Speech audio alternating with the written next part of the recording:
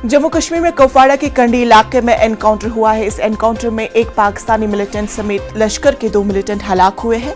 Pakistani militant की शिनाख्त तुफैल के तौर पर की गई है। आईजीपी कश्मीर का कहना है कि इलाके में सर्च ऑपरेशन होना जारी है।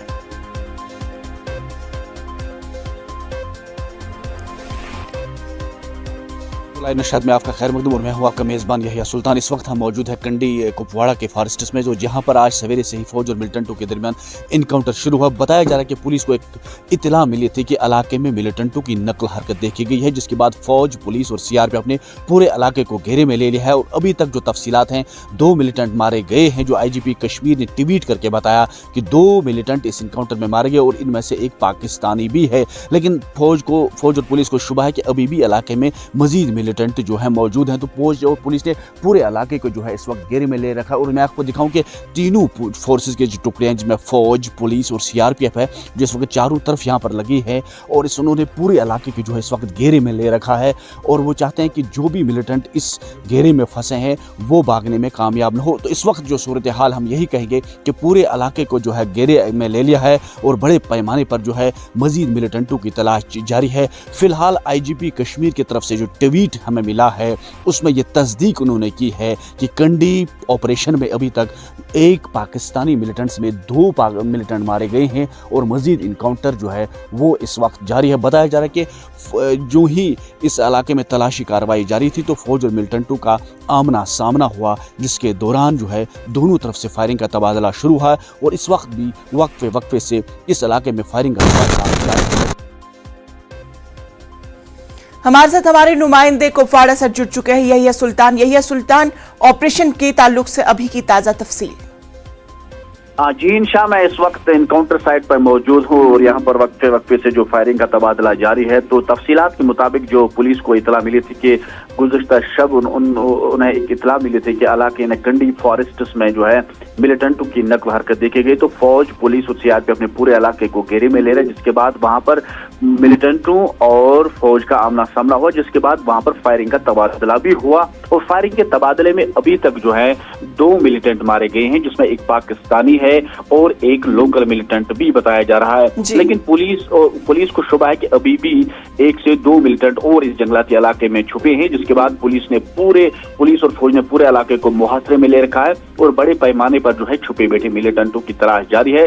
और इस वक्त पुलिस और फौज के आला अफसरान भी इस वक्त इनकाउंटर साइट पर मौजूद हैं और यही मॉनिटर किया जा रहा है कि जो इस वक्त जो भी मिलिटेंट इस इलाके में छुपे हैं वो भागने में जो है वो कोशिश न करें। तो इस वक्त आईजीपी कश्मीर ने भी एक ट्वीट करके ये इस बात की तस्दीक भी उन्होंने की कि 2 मिलिटेंट हैं, उनमें एक फायरनर जिसकी पहचान के बतौर हुई है, जो पाकिस्तानी मिलिटेंट बताया जा रहा है। वाजह है कि गुज़श्ता शब इसी इलाके के नजदीक एक इलाके में सोपोर जो जंगलात में वहां पर जो है इनकाउंटर शुरू हुआ था, तो वहां पर बताया जाता है कि वहां पर मिलिटेंट शायद भागने में कामयाब हो चुके हैं। इसी वजह से तो इस इलाके को घेरे में ले, क्योंकि ये जंगलाती इलाका एक दूसरे से मिल पाते हैं।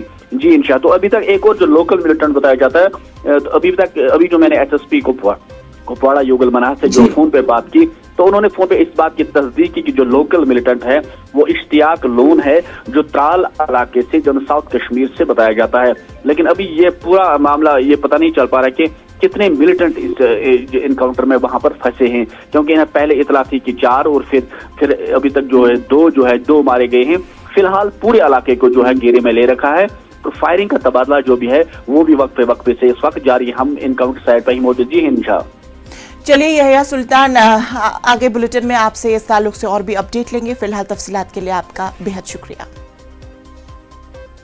कानपुर में 3 जून को तशद्दुद बर्पा करने वालों और पत्थरबाजों का सीसीटीवी फुटेज के जरिए शिनाख्त किए गए 40 लोगों के पोस्टर्स पुलिस ने जारी कर दिए हैं, जिसके जरिए उनकी पहचान करके उन्हें गिरफ्तार किया जा सके। इस मामले में पुलिस ने आम बाशिंदों से अपील की है कि वो इन पत्थरबाजों की गिरफ्तारी में पुलिस की मदद करें। पहचान कराने वालों के नाम खुफिया रखे जाएंगे।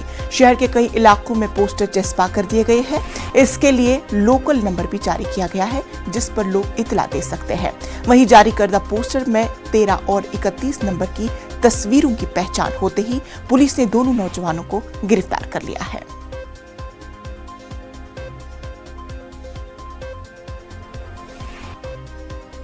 इस पूरे मामले पर हमारे साथ संदीप हमारे साथ जुड़ चुके हैं। संदीप, ये बताया कि 2 गिरफ्तारियां अमल में लाई गई हैं, पुलिस की मजीद क्या कुछ कार्रवाई? लेकिन सर, जिस तरह से पोस्टर जारी हुए हैं और लगातार एफआईआर यानी कि कल एक और एफआईआर दर्ज की गई है, उसके बाद से गिरफ्तारी जारी है। कल देर रात जब एक गिरफ्तारी करने के लिए पुलिस कंघी मोहाल पहुंची तो वहां पर उनके परिवार वालों ने उसका विरोध किया, कुछ लोग इकट्ठा हो गए। हालांकि बल प्रयोग करके उसको गिरफ्तार कर लिया गया, जिसका पोस्टर में तस्वीर था। उसके बाद जिस तरह से कार्रवाई चल रही है उसमें जो पोस्टर लगाए गए थे, जिस प्रिंटिंग प्रेस से ये पोस्टर छपवाए गए थे, उस पर भी कार्रवाई हुई है और उसके मालिक को गिरफ्तार कर लिया गया है। वहीं पुलिस जांच में जुटी हुई है, एसआईटी की टीम गठित की गई है। जिस तरह से जांच हो रही है, खास करके मोबाइल की जो जांचें हो रही हैं, उसमें कई लोग संदिग्ध पाए जा रहे हैं, उनसे भी पूछताछ जल्द हो सकती है। जिस तरह से हयात की पत्नी का भी जो है रोल संदिग्ध बताया जा रहा है, हालांकि अभी साक्ष्य जुटाए जा रहे हैं, उनसे भी पूछताछ हो सकती है। तो कहीं ना कहीं जिस तरह से कार्रवाई आगे बढ़ती जा रही है, जांच का दायरा बढ़ता जा रहा है और लगातार गिरफ्तारियां हो रही हैं। जी, तो जिन लोगों को गिरफ्तारी अमल में लाई गई, उनकी तहकीकात के दौरान क्या कुछ मामला सामने निकल कर आए हैं कि किस तरह से ये तशद्दुद बर्पा हुआ है?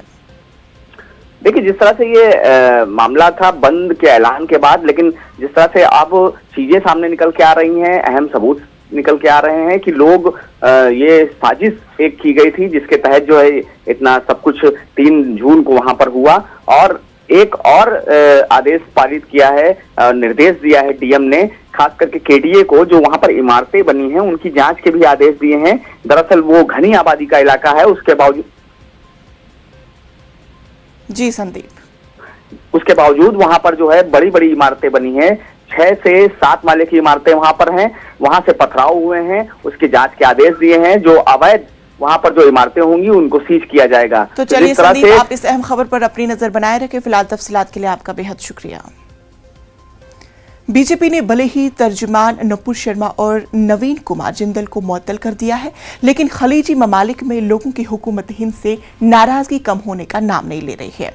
सऊदी अरब, कुवैत, बहरीन व कुछ दीगर अरब ममालिक में सुपर स्टोर्स से हिंदुस्तानी मसनूआत को निकाले जाने की खबरें सामने आ रही हैं। कुवैत की अल्दिया कोऑपरेटिव सोसाइटी ने अपनी दुकानों में हिंदुस्तानी मसनूआत के फरोख्त पर पाबंदी लगा दी है। यहाँ गौर करने वाली बात यह है कि किसी भी मुल्क की हुकूमत ने हिंदुस्तानी मसनूआत के बाइकॉट का ऐलान नहीं किया, बल्कि अवामी सतह पर बाइकॉट का ये अमल शुरू हुआ है। कंपनियां भी अपनी सतह पर ही हिंदुस्तानी मसनूआत का बाइकॉट करने या फिर अपने यहाँ से हिंदू मुलाजमीन को निकालने का फैसला ले रही है।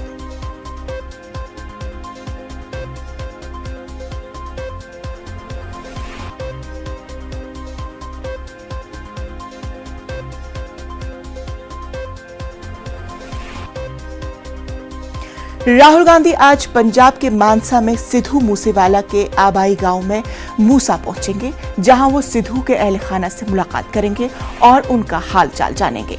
पंजाब में हाल ही में हुए असेंबली इलेक्शन से पहले सिद्धू मूसेवाला ने कांग्रेस में शमूलियत इख्तियार की थी। सिद्धू मूसेवाला के कत्ल के बाद से ही कांग्रेस आप हुकूमत पर लगातार हमलावर है और लॉ एंड ऑर्डर पर सवाल उठा रही है।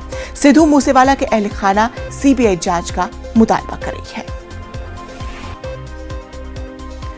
इस पूरे मामले पर हमारे साथ हमारे नुमाइंदे नुपेंद्र जुड़ चुके हैं। नुपेंद्र, अभी की बड़ी खबर यह है कि आज राहुल गांधी मूसा के गांव चले जाएंगे, क्या कुछ है मज़ीद तफसील? देखिए, बिल्कुल, क्योंकि राहुल गांधी कांग्रेस पार्टी के बड़े नेता हैं और जो सिद्धू मूसेवाला है वो जो पिछला विधानसभा चुनाव था वो कांग्रेस की टिकट पर चुनाव लड़े थे, यानी कि वो कांग्रेस के मेंबर थे।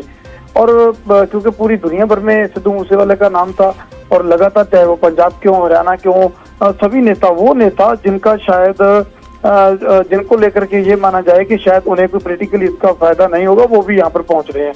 तो ऐसे में राहुल गांधी का, क्योंकि जो पंजाब के प्रदेश जो अध्यक्ष हैं अमरिंदर सिंह राजा वड़िंग, वो राहुल गांधी के काफी करीबी हैं। तो राजा वड़िंग क्योंकि यूथ है और कहीं ना कहीं उन्होंने जिस तरह से पंजाब के हालात हैं और राहुल गांधी समझ सकते हैं कि इस वक्त इम्पोर्टेंस कितनी है सिद्धू मूसेवाला कि अगर के साथ जो लोग जुड़े हुए हैं जिस तरह से, तो एक बड़ा नाम था, तो उसमें अगर राहुल गांधी आते हैं तो कहीं ना कहीं लगता है कि राजा वड़िंग के कन्विंस करने पर या उनकी तरफ से जो कन्वे किया गया होगा उसके बाद उन्होंने डिसीजन लिया होगा। और अभी थोड़ी देर बाद करीब 9:30 बजे वो चंडीगढ़ एयरपोर्ट पर उतरेंगे और उसके बाद 3-3.25 घंटे का जो रास्ता है चंडीगढ़ एयरपोर्ट से मूसा गांव का, तो 12:30-1 बजे के बीच में लगता है कि राहुल गांधी यहाँ पहुंचेंगे, परिवार से मिलेंगे, दुख साझा करेंगे। क्योंकि जिस तरह से मैंने पहले कहा, एक तो यह कि एक बड़ा नाम था सिद्धू मूसेवाला, दूसरा जिस तरह से उनकी हत्या की गई, बेहद ब्रूटल मर्डर जो वो किया गया, उसके बाद कहीं कि पूरी दुनिया भर में उसकी चर्चा हुई। अगर आप आजकल सोशल मीडिया पर भी आप कुछ वीडियो देख पा रहे होंगे कि भले वो नाइजीरिया के सिंगर हो, भले वो अमेरिका के सिंगर हो, वो भी कहीं ना कहीं आंख भरे हुए नजर आ रहे हैं। नपेंद्र, आपसे जानना चाहेंगे राहुल गांधी की कब तक पहुंचने का इम्कान जाहिर किया जा रहा है? देखिए, जिस तरह मैंने पहले कहा कि 9:30 बजे का टाइम दिया गया था उनका चंडीगढ़ एयरपोर्ट पे, तो चंडीगढ़ एयरपोर्ट पर अगर वो 9:30 बजे उतरते हैं तो 10-15 मिनट आप वहाँ पे लोकल कीजिए। उसके बाद 3-3.25 घंटे की दूरी है चंडीगढ़ एयरपोर्ट से मूसा गांव की, तो ऐसे में 12:30 से 1 बजे के बीच पहुंचने की उम्मीद है, अगर वो रास्ते में कहीं नहीं रुकते। हालांकि प्रोटोकॉल के मुताबिक भी वो वहीं से हो सकता है 10 मिनट लेट चले, लेकिन सीधा यहाँ पे पहुंचेंगे। तो 1 बजे के आसपास 12:30 से 1 बजे के बीच राहुल गांधी यहाँ पहुंचेंगे, परिवार से दुख साझा करेंगे। जी चलिए नपेंद्र, तफसीलात के लिए आपका बेहद शुक्रिया। तो नाज़रीन, फिलहाल हुआ वक्त एक छोटे से वक्फे का।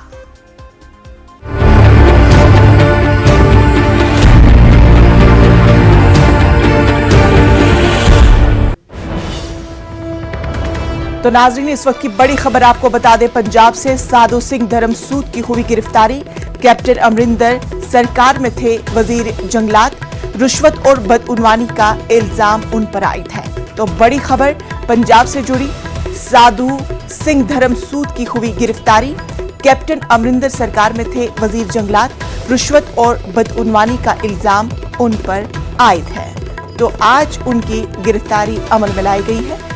साधु सिंह धर्मसूद की गिरफ्तारी अमल में लाई गई है। आपको बता दें कि धर्मसूद कैप्टन अमरिंदर सरकार में वजीर जंगलात रह चुके हैं और रिश्वत और बदउनवानी का इल्जाम उन पर आयद है और आज उनकी पंजाब हुकूमत की जानिब से गिरफ्तारी अमल में लाई गई है। तो बड़ी खबर पंजाब से जुड़ी।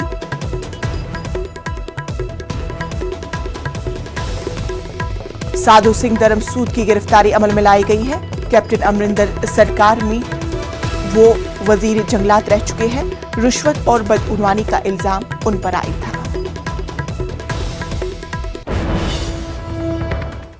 वजीर आजम नरेंद्र मोदी ने ग्रेटर हैदराबाद म्युनिसिपल कॉरपोरेशन के बीजेपी के 47 कॉरपोरेटरों के साथ हैदराबाद यूनिट के ओहदेदारों और दीगर सीनियर कायदीन को मुलाकात के लिए दिल्ली मुतव किया है।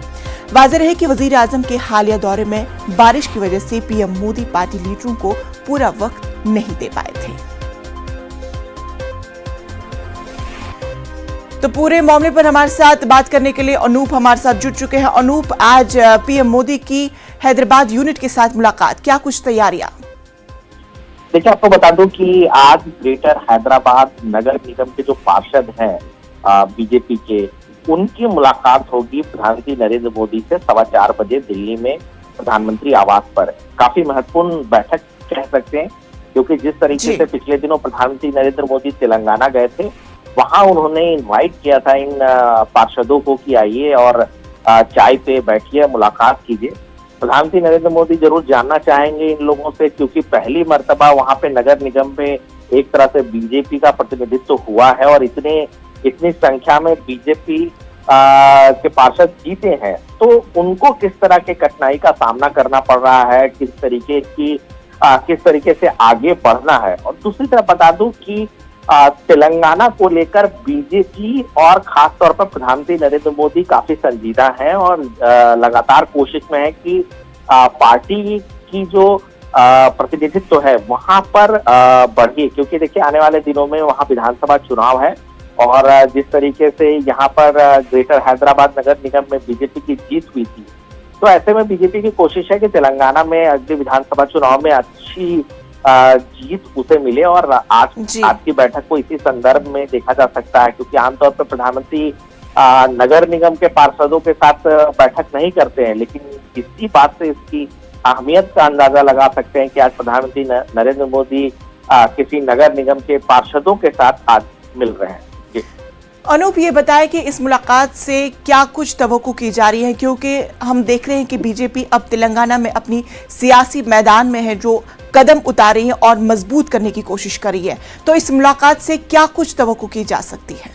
देखिए, ये जो मुलाकात है उससे कई तरह के मायने निकाले जा सकते हैं, क्योंकि जिस तरीके से हमने पिछले दिनों देखा कि पार्टी अध्यक्ष जेपी नड्डा तेलंगाना गए, वहां पर लगातार उनका दौरा हो रहा है। गृह मंत्री अमित शाह ने तेलंगाना का दौरा किया, प्रधानमंत्री नरेंद्र मोदी तेलंगाना जाकर के आ चुके हैं, और जिस तरीके से पार्टी उस राज्य को तरजीह दे रही है, और इस मुलाकात की अहमियत इसी से बढ़ जाती है कि अगर पार्षदों से अगर प्रधानमंत्री नरेंद्र मोदी की मुलाकात होती है तो प्रधानमंत्री और खासतौर पे बीजेपी कितना अहमियत उस राज्य को दे रही है।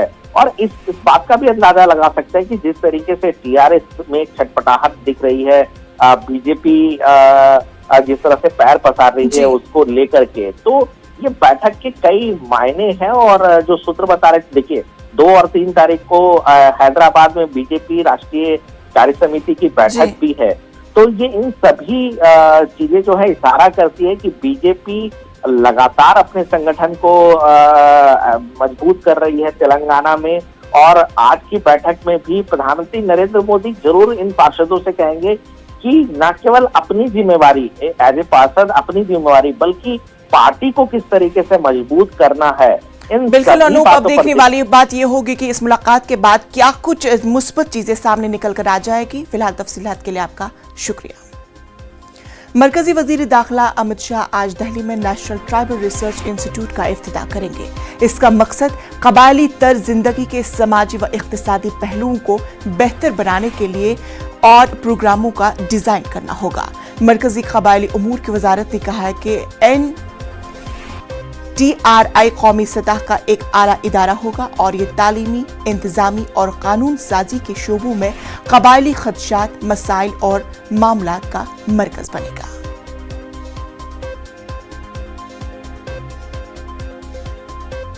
विनीत, आपसे जानना चाहेंगे कि आज Amit Shah national tribal research institute का इफ्तिताह करेंगे, इस ताल्लुक से तफसील चाहेंगे। जी निश्चित तौर पर मैं आपको बताना चाहूंगा कि नेशनल ट्राइबल इंस्टीट्यूट के का उद्घाटन जो है वो केंद्रीय गृह मंत्री अमित शाह आज करेंगे, और इसको लेकर के बाद में 2 बजे से लेकर के शाम के 6 बजे तक सांस्कृतिक कार्यक्रमों का भी आयोजन किया जाएगा। जिस तरह से ट्राइबल रिसर्च को बढ़ावा देने के लिए या आदिवासियों की समस्याओं को जानने के लिए, बेहतर तरीके से समझने के लिए इस इंस्टीट्यूट का जो उद्घाटन है वो अमित शाह करेंगे। केंद्र सरकार ने इस इंस्टीट्यूट का जो परिकल्पना की थी वो की थी ताकि ट्राइबल्स को लेकर के जितनी भी स्टडी है, शोध है, रिसर्च है, वो अधिक से अधिक किए जा सके, इसकी परिकल्पना भारत सरकार ने की थी। और इसी कड़ी में आज नेशनल ट्राइबल इंस्टीट्यूट का उद्घाटन जो है वो केंद्रीय गृह मंत्री अमित शाह करेंगे। इस कार्यक्रम के उद्घाटन कार्यक्रम के बाद वो जो ट्राइबल कल्चर से जुड़े हुए लोगों का प्रस्तुतिकरण होगी, और इस कार्यक्रम में केंद्रीय गृह मंत्री अमित शाह के साथ साथ जो ट्राइबल यूनियन ट्राइबल मिनिस्टर है अर्जुन मुंडा वो उपस्थित रहेंगे, केंद्रीय कानून मंत्री भी उपस्थित रहेंगे, साथ ही साथ रेणुका सिंह जो MOS है ट्राइबल मिनिस्ट्री में वो उपस्थित रहेंगी। तो साफ तौर पर एक बड़ी सौगात आदिवासी कल्याण को लेकर के भारत सरकार देश की जनता को देने जा रही है। बिल्कुल विनीत, आपका तफसीलात के लिए बेहद शुक्रिया। पाकिस्तान के PTI लीडर का एक अजीबोगरीब बयान सामने आया है। रुकन कौमी असम्बली अताउल्ला एडवोकेट की जानिब से जारी वीडियो बयान में कहा गया है कि इमरान खान के बाल को भी नुकसान हुआ तो मुल्क चलाने वाले सुन ले, न आप रहेंगे न ही आपके बच्चे। अताउल्ला एडवोकेट ने मजीद कहा है कि अगर इमरान खान को कुछ हुआ तो मैं खुदकुश हमला करूंगा। इस तरह और भी हजारों खुदकुश हमलावर तैयार हैं। साहब ने खान साहब के हवाले से एक वीडियो बयान जारी किया है जिसमें खान साहब की जिंदगी के हवाले से खदशात का इजहार किया है। मैं बताता चलूं कि हम सिर्फ खान साहब को लीडर के तौर पे नहीं देखते। खान साहब जो है वो हमारी जिंदगी है। ये सिर्फ मेरा बयान नहीं है, ये उन सब वर्करों का बयान है, उन सब साथियों के बयान है जो खान साहब से मोहब्बत करते हैं। ये याद रखें कि अगर खुदा न खास्ता इमरान खान के एक बाल को भी नुकसान होता है तो ये मुल्क चलाने वाले सोच लें कि ना आप रहेंगे ना आपके बच्चे रहेंगे। सबसे पहले मैं खुद को हमला करूं। इस पूरे मामले पर हमारे साथ बात करने के लिए पाकिस्तान से सीनियर सहाफी कामरान साकी हमारे साथ जुड़ चुके हैं। बहुत इस्तकबाल करते हैं आपका न्यूज़ 18 उर्दू में। जानना चाहेंगे कि इमरान खान के ताल्लुक से जिस तरह का बड़ा बयान सामने आया है, उस बयान से अवाम पर क्या कुछ असरात मुरतब होंगे? देखिए, मैं पहले भी कई बार आपसे भी बात करके कह चुका हूं कि जो 3-4 साल के अंदर अगर पाकिस्तान के अंदर अवाम ने कुछ खोया है इन सियासतदानों की वजह से, तो वो इखलाकी कदरें और जो बर्दाश्त का ना होना है, हमने बिल्कुल एक दूसरे को बर्दाश्त करना जो खत्म कर दिया है। शोला बयान तकरीरें जो है उन्होंने बिल्कुल जो है वो अवाम का जो जज्बात हैं उन्हें भड़काए हुए हैं। ये जो खुदकुश हमले और इस तरह की जो वीडियोस आ रही हैं उनमें अभी तक जो कराची वाले काफी सखेल ऐसा ये कुछ उनका नाम है, उनका ताल्लुक माजी के अंदर अगर आप देखें तो वो कलअदम तंजीम से रहा है जी। तो ऐसे बहुत सारे लोगों को इमरान खान ने अपनी पार्टी के अंदर जगह दी।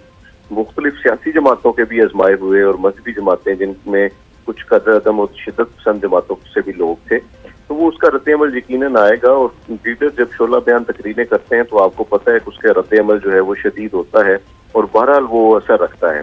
इमरान खान को चाहिए कि मुल्क के अंदर इंतशार और चीज़ों से बचने के लिए अपनी जो खुदबी बयानात और अपनी जो सेकंड लीडरशिप है उसे भी एहतियात से अल्फाज के चुनाव में जो है वो एहतियात से काम लेने के लिए कहें, क्योंकि ऐसे बयानात और चीज़ें जो हैं वो मैंने जैसे पहले कहा कि न सिर्फ मुल्क में इंतशार का सबब बनती हैं बल्कि बैरूनी ताकतों को भी जो है वो कहीं आपके फौज को चीज़ों को नुकसान पहुंचाने में मदद देती हैं। बिल्कुल। खुदा न खास्ता अगर वाकई इमरान खान साहब के ऊपर कोई हमला हो जाता है तो लोग क्या समझेंगे कि यहाँ एस्टेब्लिशमेंट या पाक फौज या हुकूमत वक्त ने जो है वो उन्हें मरवाया है, तो उससे खाना जंगी सी कैफियत जो है वो पैदा होने का यकीनन खदशा जो है वो नजर आता है। चलिए, कामरान साकी साहब, इस पूरे मामले पर अपना तजिया देने के लिए आपका बेहद शुक्रिया।